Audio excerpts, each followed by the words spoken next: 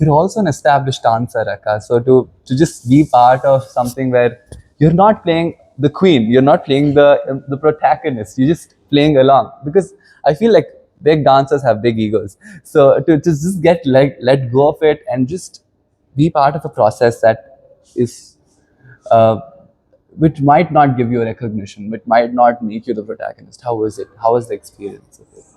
No, as I said, I really enjoy this process. It's a very different learning experience for me. And being a Bharatanatyam dancer for many years and having performed Margam for so many years, I've had a lot of conversations with the dance form itself. And they've all not always been very happy conversations, which I've had with myself. So these spaces, I think, have given me a lot of place to think about what this dance form means to me, and so I enjoy it. It doesn't matter. I think it allows me to think and create something, even if I am in just the boundary of this whole play. I'm not their main, but can I do something?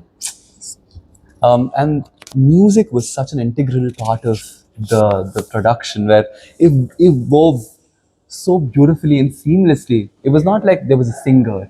It felt like it was just happening. It was Drona's internal cry, or it was Drona's emotion that translated into sound. So to be so receptive, what did it take you? I think, like Bala said, it was actually a response because being a dancer myself and a musician who's worked a lot with soundscaping and understanding how music is created for situations or for episodes or narratives. I think the ragas I chose, or it was very dependent on one the script. Of course, I went through the script, and then it was really clearly a response, a musical response that I felt was befitting for that particular mood or scene and the state of mind of Drona. So, and not just state of mind, it was just situations also. And I just wanted to explore, like I said, Behag is a ragam which is very connected with romance and stuff like that. But I thought, let me just explore it and see if it fits in a scene where there is a lot of positivity when Drona speaks to the king. So I was just trying to explore. So it's been a very interesting journey for me as well. Mohanam also was used Mohan. in a sad, Yes, yes. semi-melancholic Yeah, yeah. scene. So I mean, it fits so well. So I was trying to use the mandrasthai notes so that it kind of creates a serious kind of a mood. Just actually, I would say just responding to what he does and she does. I think that's what the whole thing behind So it I feel was. like this equation you guys have built is all about response, right? Where you guys respond to each other. Were there any hitches while the whole process was happening? Absolutely not. And the most important reason for that is I know neither music nor dance. And but both Anu and Uma know me. So for us to amalgamate together becomes very easy. And also because I have directed both Anu and Uma in their individual one persons, which I had written for them individually. So we have a very strong working relationship in terms that they know what I am about, I know what they are about. So I think that just played itself when we were working together to figure out. We could always discuss, let's do something here, let's do something here, let's get an entry here maybe, and but what needs to be done, what was done, always came from the artist themselves. This is what is my response. Now you respond to that. So I feel that there is no correct and wrong. There is no very beautiful embodiment which I take from a Sanchi sculpture and say create it. I think that becomes boring. I think it's So important. you take them as individuals with. They are they come with their they bring things to the table, and I think it's together that we end up creating the palette that we endeavor to. Yeah. Do you think that using the vocabulary of Bharatanatyam for a different reason would give you more purpose in general about your art form, or how was it? I think personally, I enjoy it. Personally, I think it has been a very enriching journey for me. I don't know about the purpose and all, but if personally I'm being happy, then I'm doing something. Personally, I'm enjoying something. Honestly, I'm doing something. Then I think I'm giving something out there, is what I feel. But where do you draw your line, Akka? So we've, I mean, I don't, I see classical art as a vocabulary, definitely. And to use it for a different purpose definitely works. I personally enjoy it, enjoy watching it. But where do you draw your line? Where do you say, this is where I step down? This is where I don't incorporate something or let loose of my uh, values as a values would be a strong word, but say you limit your vocabulary or explore further. I haven't really thought about this, frankly.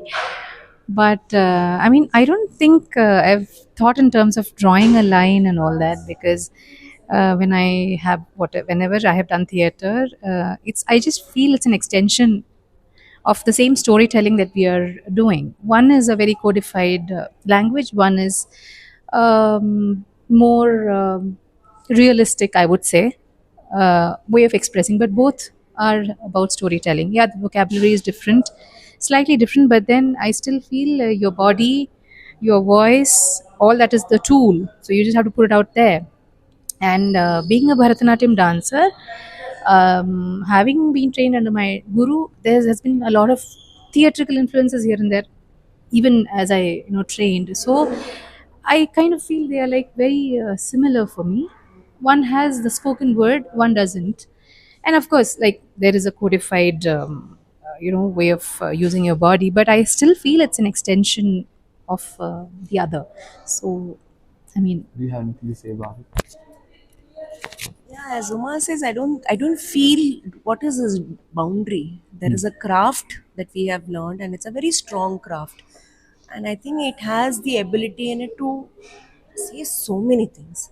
So I think we are restricting if you're not using it, is what I feel. Because Anjani Gayatri said that they kind of did a concert with some Western musician, and then they were glad that they had good voice, and they had Right. because there was no shruti, it was all very different and Right, to right. probably expose. So you're so classically grounded that somewhat way you know how to express I think yourself. that's what it is. I think the training is so, the foundation is so strong that I think we are able to adapt.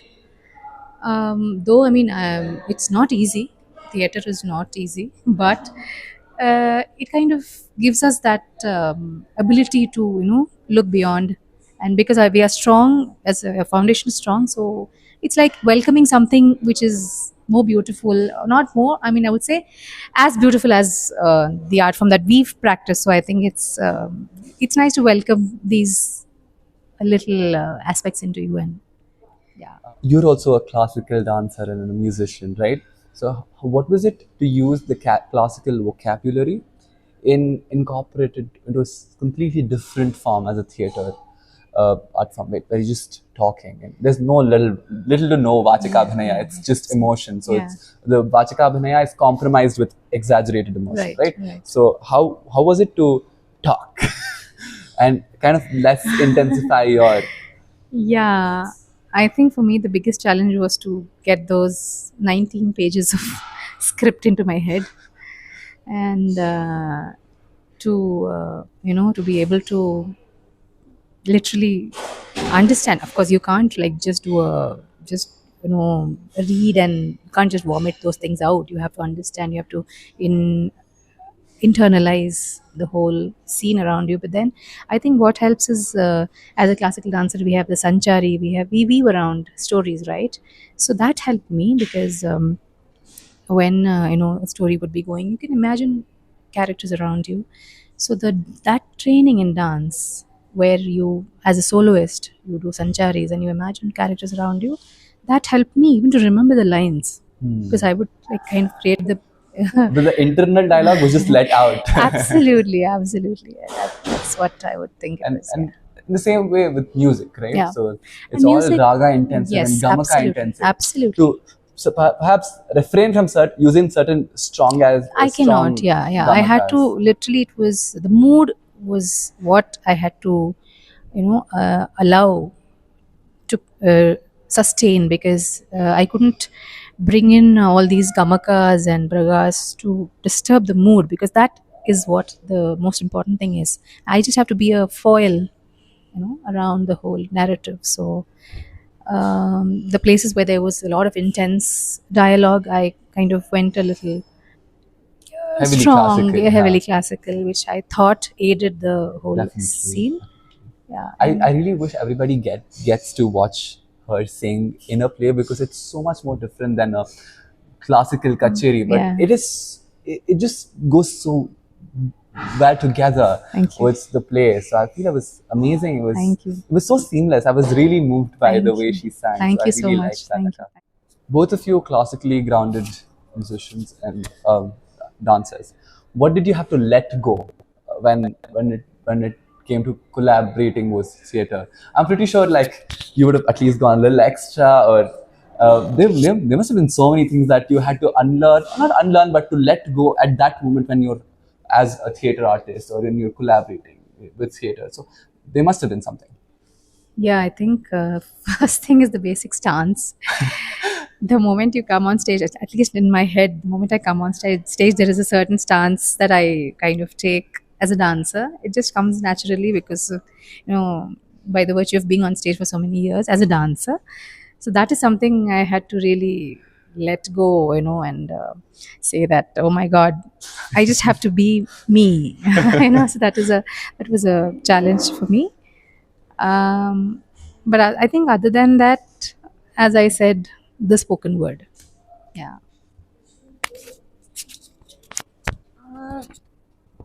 See, when I'm using dance as a part of theater, as a physical movement, then I don't think I'm letting go of anything. I have it in my body, I'm going to use it. But when I'm coming in with dialogues, I think what Bala keeps saying about me is there's a sense of that rhythm sets in your body and you tend to talk in that rhythm. That is very, very difficult. And being a dancer that is so there in the body, to break that is very tough. There's some talam going on all the time. Yeah, and the mind is just going in that. There's a meter in which you're talking, which is like very monotonous. So Bala keeps, especially me, he's kept telling me a lot to work on that aspect. Yeah.